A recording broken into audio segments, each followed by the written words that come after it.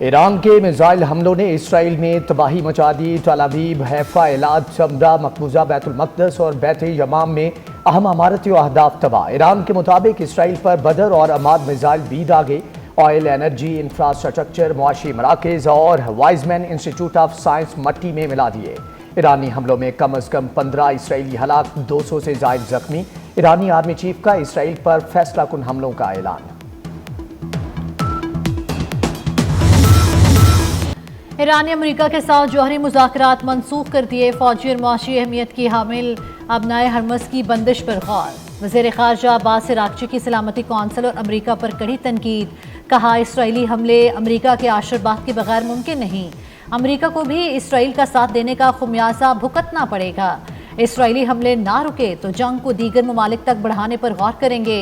Uranium کی افزودگی 60% سے زیادہ کرنے کا عمل جاری رکھنے کا اعلان۔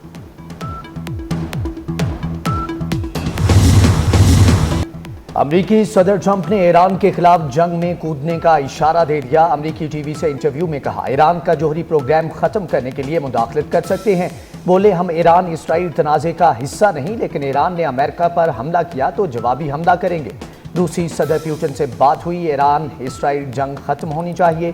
ایران چاہے تو جنگ رکوانے کے لیے معاہدہ کروا سکتے ہیں۔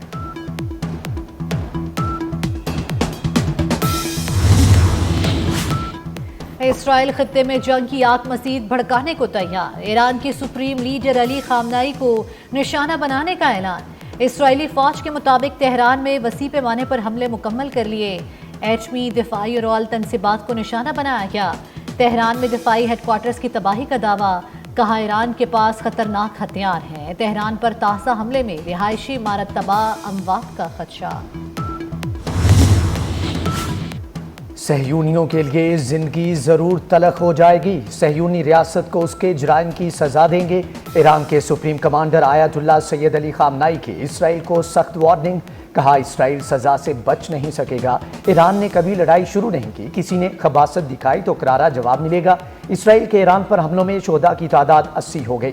شہید ایرانی سائنسدانوں کی تعداد 9 ہو گئی۔ ایرانی صدر مسعود پزشکیان کہتے ہیں کہ اسرائیلی حملے نہ رکے تو جوابی کارروائی مزید سنگین ہوگی۔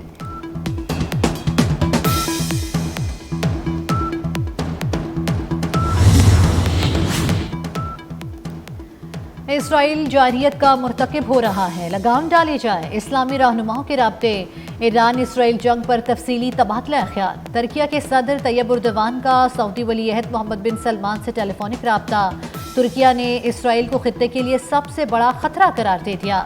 سعودی ولی عہد محمد بن سلمان کی ایرانی صدر کو یقین دہانی۔ کہا پوری اسلامی دنیا ایران کی سپورٹ میں متحد ہے۔ چینی وزیر خارجہ وانگ ای کا ایرانی ہم منصب عباس عراقچی کو ٹیلی فون۔ کہا اپنی خود مختاری اور علاقائی سالمیت کے دفاع میں ایران کے ساتھ ہیں۔ جرمنی، فرانس اور برطانیہ کی ایران کو ثالثی کی پیشکش۔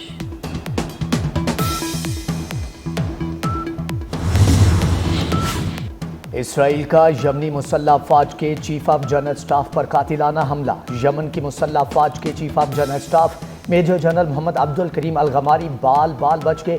دھماکہ یمنی فوج کے اعلیٰ کمانڈر کی سربراہی میں جاری اجلاس کے دوران کیا گیا۔ یمن کی مزاحمتی تحریک انصار اللہ نے محمد عبد الکریم سے متعلق کوئی سرکاری بیان جاری نہیں کیا۔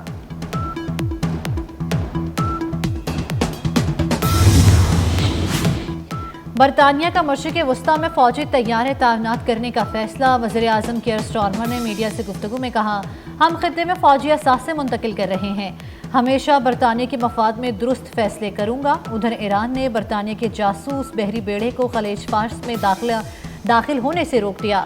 برطانوی جنگی جہاز اسرائیل کی مدد اور انٹیلیجنس سپورٹ فراہم کرنے آیا تھا۔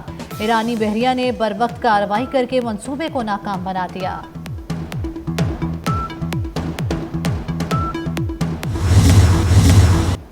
بھارت نے پاکستان کا پانی روکا تو جنگ ہوگی۔ بلاول بھٹو کا 2 ٹوک بیان۔ غیر ملکی ٹی وی سے انٹرویو میں کہا پانی پاکستان کی لائف لائن ہے، اس پر کوئی سمجھوتا نہیں ہوگا۔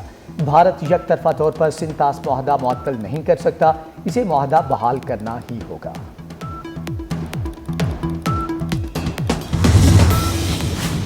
نائب وزیر اعظم اسحاق ڈار سے ترکیہ کے وزیر خارجہ کا ٹیلی فونک رابطہ۔ ترجمان دفتر خارجہ کا کہنا ہے دونوں وزراء نے اسرائیلی جارحیت اور ایران پر حملوں پر تشویش کا اظہار کیا۔ اسحاق ڈار نے اگلے ہفتے استنبول میں OIC وزرائے خارجہ اجلاس میں شرکت کی یقین دہانی کرائی۔ اسحاق ڈار ترک صدر طیب اردوان کے اعزاز میں فورم میں بھی شرکت کریں گے۔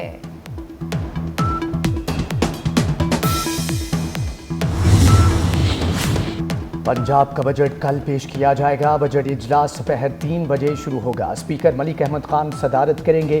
اسمبلی سیکریٹریٹ نے باقاعدہ نوٹیفیکیشن جاری کر دیا۔ اجلاس کا ایجنڈا بھی جاری۔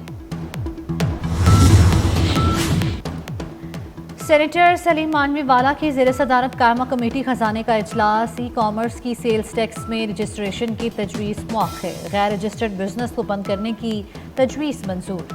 غیر رجسٹرڈ بزنس کی جائیداد ضبط کرنے کی تجویز منظور کر لی گئی۔ غیر رجسٹرڈ بزنس کے بینک اکاؤنٹس بند کرنے کی تجویز بھی کمیٹی نے منظور کر لی۔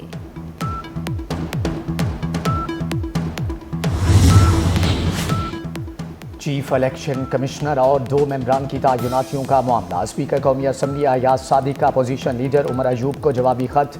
پارلیمانی کمیٹی کا قیام اگلا مرحلہ قرار دے دیا۔ پہلے مرحلے میں وزیر اعظم اور اپوزیشن لیڈر کی مشاورت لازمی قرار۔ خط میں لکھا مشاورتی عمل کے بعد پارلیمانی کمیٹی کی تشکیل کا مرحلہ آئے گا۔ دونوں جانب سے نام آنے پر کمیٹی کی تشکیل ہو سکے گی۔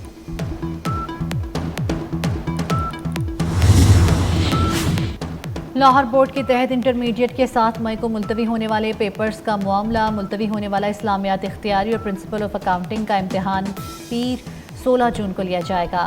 بورڈ حکام کے مطابق امیدوار پیپر شروع ہونے سے آدھا گھنٹے قبل متعلقہ امتحانی سینٹر پہنچ جائیں۔ ملتوی شدہ پیپر دینے کے لیے پرانی رول نمبر سلپ بھی قابل استعمال ہوں گی۔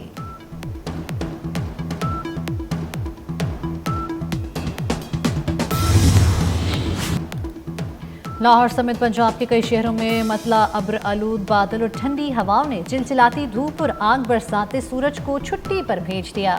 گرمی کے ستائے شہریوں کے چہرے کھل اٹھے۔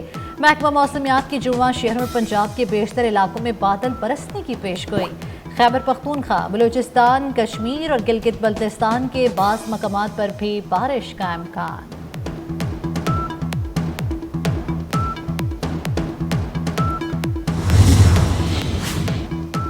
پیارے بابا، ہمیں آپ سے بہت پیار ہے۔ اولاد کے لیے دنیا کا ہر دکھ سکھ ہنس کر سہنے والے باپ کو سلام۔ پاکستان سمیت دنیا بھر میں آج فادرز ڈے منایا جا رہا ہے۔ اور شیگو سے کیا مطلب؟ چھوٹی بہر کے بڑے شاعر ابن انشا کا 98واں یوم پیدائش۔ ابن انشا نے اردو ادب میں نظم، غزل، سفرنامے اور مزاحیہ مضامین لکھے۔ انہوں نے اردو زبان میں ایک منفرد انداز اور مزاحیہ لب و لہجہ متعارف کرایا۔